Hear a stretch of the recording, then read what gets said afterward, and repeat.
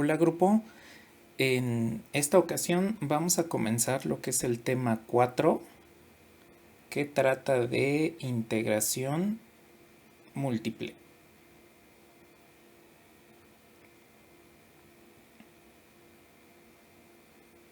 Bien, entonces lo que vamos a ver en este tema es todas las formas en las cuales podemos integrar funciones vectoriales y escalares que dependen de múltiples variables. Para comenzar, vamos a tomar en cuenta lo que son las regiones. Entonces, primero, tenemos lo que son regiones regulares y regiones irregulares. Bien, ¿qué quiere decir que una región sea regular? Cuando tenemos, por ejemplo, una sección del plano coordenado XY en el cual si yo le trazo rectas horizontales o rectas verticales, a lo más debe haber un par de intersecciones para cada recta. Por ejemplo, tengo aquí este escritorio de GeoGebra en el cual ustedes pueden observar esta circunferencia. Bueno, esta circunferencia se considera una región regular. ¿Por qué? Porque yo puedo trazar, por ejemplo, esta recta que es horizontal, y cuando tomo la intersección entre la recta y la frontera de la región que me define esta circunferencia, vean que solamente tiene dos intersecciones. Lo mismo pasa cuando hago un trazo vertical y calculo la intersección entre la frontera de la región y esta recta vertical. Vean que nuevamente solamente existen dos intersecciones entre estas dos curvas, entre la recta vertical y la circunferencia. Esto es a lo que le llamamos una región regular. En el caso de las regiones irregulares, pues significa que voy a tener, por ejemplo, algo así. Una región que pues en general pues no va a tener una forma determinada. Y si cuando trace rectas horizontales o verticales encuentro más de dos puntos de intersección por recta, por ejemplo aquí tengo 1, 2, 3, 4, entonces la vamos a llamar una región irregular. Aquí nuevamente en GeoGebra, pues entonces tengo lo que vendría siendo una región irregular. Si trazamos una recta horizontal, pues aquí pueden observar que la frontera, que está formada por las líneas en color café, es atravesada 4 veces por esta recta horizontal. No importa, por ejemplo, que trace una recta que es vertical, como esta, y aquí solamente atraviesa la frontera en 2 ocasiones. No importa, con que una recta atraviese la región y corte dicha frontera en más de 2 puntos, ya se considera una región irregular. Una cosa importante es, las regiones regulares nos van a ayudar a trabajar las integrales de mejor manera. Entonces, una región irregular la podemos dividir en múltiples regiones regulares y aplicar la linealidad de la integral, que es solamente sumar las integrales en cada una de estas subregiones que se van a formar. Por ejemplo, tengo aquí esta región irregular y entonces podemos trazar un segmento de recta aquí, y ese triángulo que se acaba de formar pues se trata de una región regular.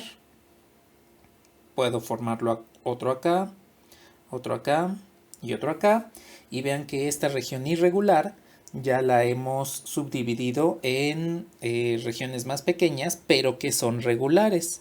Si las regiones tuviesen una frontera con una curva suave, como puede ser parábolas, circunferencias, cualquier otra función, podemos hacer exactamente el mismo proceso. Ahora, dentro de las regiones regulares hay dos tipos. Entonces, tenemos las regiones regulares. Curiosamente, esos dos tipos se llaman de tipo 1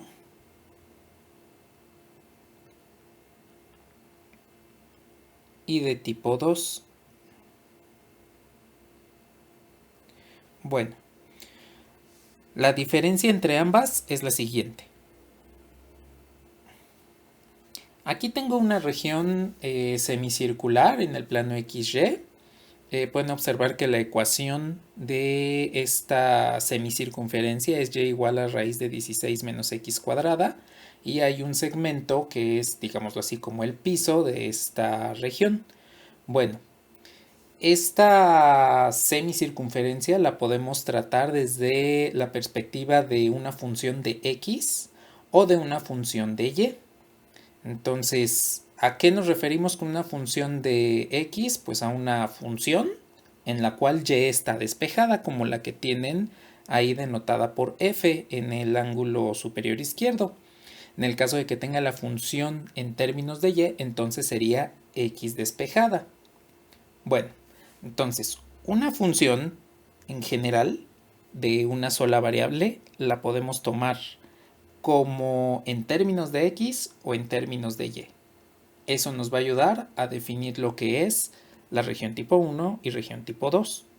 Entonces, para la región de tipo 1 vamos a tener aquí el plano XY, y suponiendo la semicircunferencia que teníamos en GeoGebra, sería esta. Bueno, tenemos aquí el piso de esta semicircunferencia. Entonces, en la región de tipo 1, lo que podemos hacer es denotar los intervalos en x. Recordemos que la ecuación de la semicircunferencia es y igual a 16 menos x cuadrada.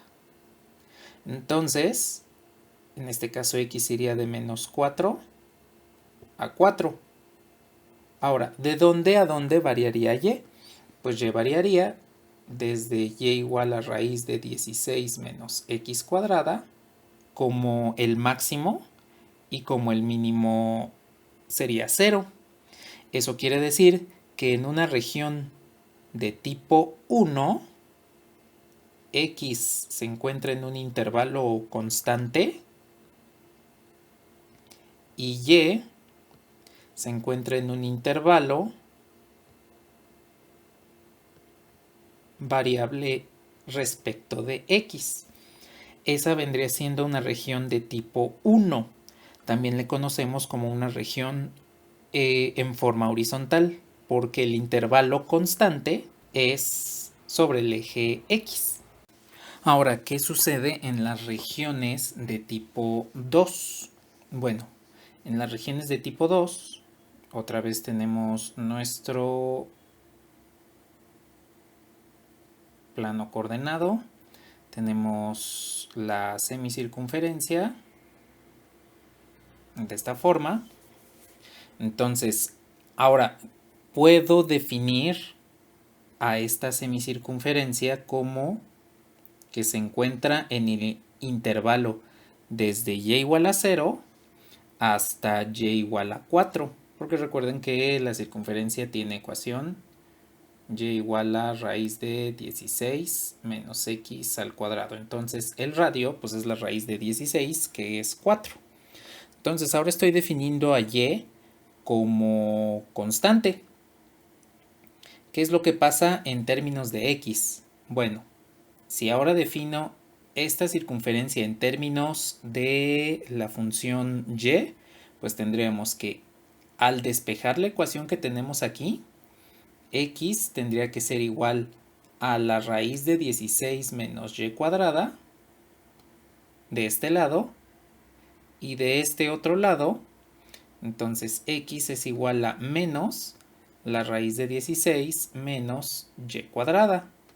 Entonces, tenemos aquí dos funciones que dependen de y. En la región de tipo 2, entonces los intervalos que van a ser constantes son los que va a tomar y. En cambio, los que van a ser variables serán los que tome x, y entonces x se encontrará entre una función h1 de y una función h2 que también depende de y. Así es como vamos a trabajar con una región en tipo 2. Esta pues la podemos ver como si fuese una región vertical, porque el intervalo constante es el que se encuentra sobre el eje y. Entonces, con base en esto, ya podemos definir lo que es la doble integral. Una vez que ya hemos conocido cuáles son los tipos de regiones regulares, vamos a definir lo que es la integral doble. Entonces, vamos a tener nuestro plano XY y vamos a tener una región regular como esta. Bueno, esta región pues tiene un área específica. La forma en la cual calculamos el área de figuras geométricas reconocibles como triángulos, cuadrados, rectángulos, etcétera, pues es bastante rápida e intuitiva. A pesar de que esta es una región regular, su área no es tan obvia, no podríamos decir pues el área la podemos calcular con tal fórmula. Entonces, lo que vamos a hacer es encontrar un proceso para poder calcular el área de esta región. Bueno, para empezar, podemos definir un segmento de área. Y a este segmento de área vamos a decir que es infinitamente pequeño. De tal manera que, como es tan pequeño, podríamos decir que es una diferencial de área. Ahora, como esta es una diferencial de área, puedo darle la forma que yo quiera. Entonces, vamos a decir que tiene forma de un rectángulo. Aunque aquí se vea como un cuadrado, pero podemos asumir que es un rectángulo. Este rectángulo va a tener las siguientes longitudes en sus lados. En el lado que podríamos decir que es la base, va a tener una longitud que sería diferencial de x. En el lado que podríamos decir que es su altura, va a tener una magnitud que sería diferencial de y. Bueno, de tal forma que podremos decir que la diferencial de área para este fragmento de región es igual a diferencial de x por diferencial de y.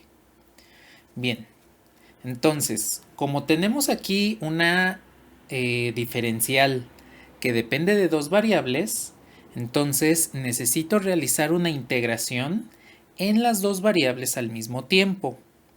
¿Qué es lo que hacemos? Pues lo que hacemos es aplicar lo que se llama la integral doble, que es una integral de área. Eso es la integral doble. De tal forma que la integración la vamos a llevar a cabo en una región R, considerando que esta región que tenemos aquí en azul es dicha región. Podemos definir a la integral doble como la integral de área en una región del plano XY. Bien, ahora los términos que tenemos aquí, diferencial de área y diferencial de X, diferencial de Y, depende del autor que ustedes consulten. Entonces pueden tener la definición de la integral doble en términos de la diferencial de área, o bien en términos de las diferenciales de X y de Y. En el sistema de coordenadas rectangulares pues podemos realizar esta equivalencia. En sistemas de coordenadas curvilíneas lo vamos a denotar de diferente forma. Bien, ahora, para un sistema de coordenadas curvilíneas UV, ¿cómo vamos a tener definida la integral doble? Bien, tengo aquí la región R nuevamente. En este caso está en el plano coordenado V. Bien, tengo allí la diferencial de área. Entonces, recordemos que podemos utilizar los vectores unitarios, vector unitario en U y el vector unitario en V, pues para designar ahora este lugar geométrico. Entonces, para esta diferencial de área, voy a utilizar los vectores U y V para encontrar cuál es la forma de la integral doble. Ahora, ¿qué es lo que debemos tomar en cuenta? Bueno, primero, necesito una diferencial vectorial en términos de U, que vamos a usar pues el vector director en U. Ahora, pero también necesitamos una magnitud. Esa magnitud de la diferencial pues es directamente la diferencial de U. Y recordemos lo siguiente, en un sistema de coordenadas curvilíneas necesitamos forzosamente incluir los factores de escala para que podamos ajustar correctamente las dimensiones entre un sistema de coordenadas y otro. Entonces esto debe de tener el factor de escala en U. Si utilizo el mismo vector diferencial de V, pues debo tener el factor de escala en V por el vector unitario en V por la diferencial en V. Bien, estas van a ser nuestras dos diferenciales vectoriales. En este caso, tendríamos que estas diferenciales vectoriales serían el vector que está aquí, este sería diferencial de U, y este sería el vector diferencial de V.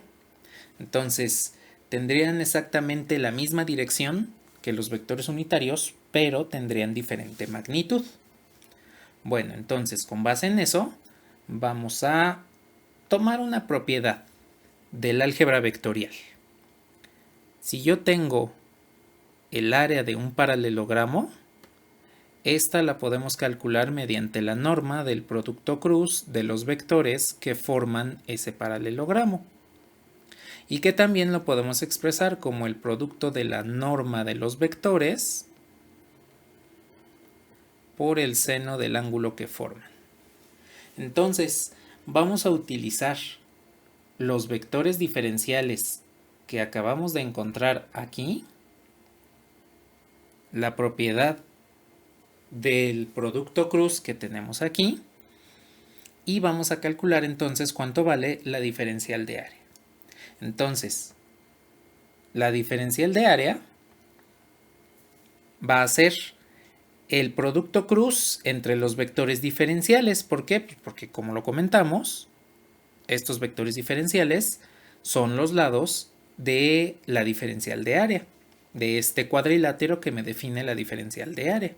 Entonces, esta diferencial de área debe ser la norma del producto cruz entre el vector diferencial U y el vector diferencial V. Vamos a utilizar la segunda forma del producto cruz. Solamente voy a mover la diferencial un poquito más a la izquierda. Y listo. Entonces, necesitamos la norma de los vectores. La norma del vector diferencial en U por la norma del vector diferencial en V por el seno de pi medios. Porque como este sistema es ortogonal, forman un ángulo de 90 grados, que es pi medios. Bueno, ¿qué podemos reducir? Primero, pues el seno de pi medios es 1. Segundo, el factor de escala diferencial de U, factor de escala y diferencial de V son escalares y pueden salir de la norma. La propiedad me dice que deben salir como valor absoluto, entonces quedaría como el valor absoluto del producto de los factores de escala por la norma del vector U por la norma del vector V. Ahora, los diferenciales también deberían salir en términos de valor absoluto, pero en este caso solamente los voy a dejar como diferencial de u, diferencial de v, porque como son los diferenciales en términos de las variables independientes, recordemos que esas diferenciales en realidad son incrementos y al ser incrementos pues deben ser positivos. Entonces, las normas de los vectores como son unitarios, pues este producto completamente vale 1 y ya tenemos la expresión que buscamos. La diferencial de área tiene que ser igual al producto de los factores de escala con valor absoluto, diferencial de u, diferencial de v. Si además consideramos que necesitamos el área y no la diferencial de área, entonces podemos integrar doblemente a ambos lados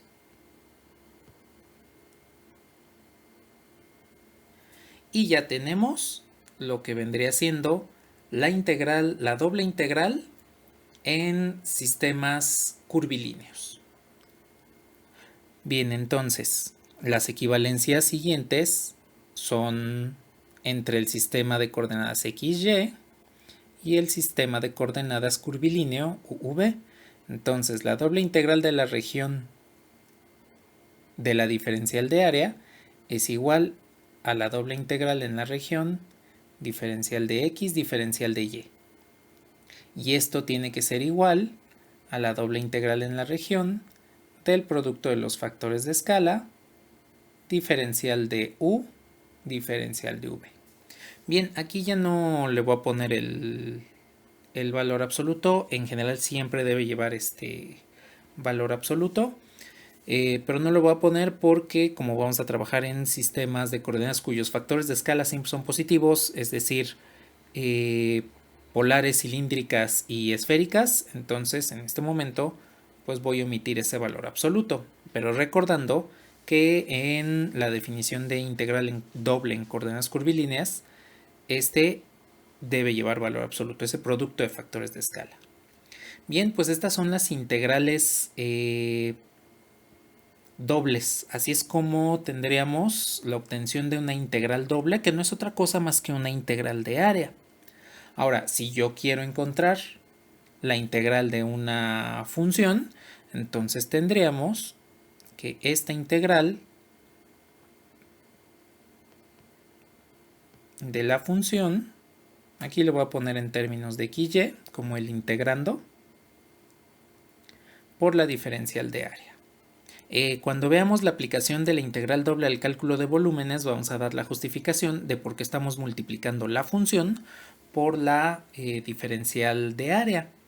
Ahora, si la función queda en términos de UV, pues entonces tendríamos que utilizar la forma correcta de esa integral en términos de UV.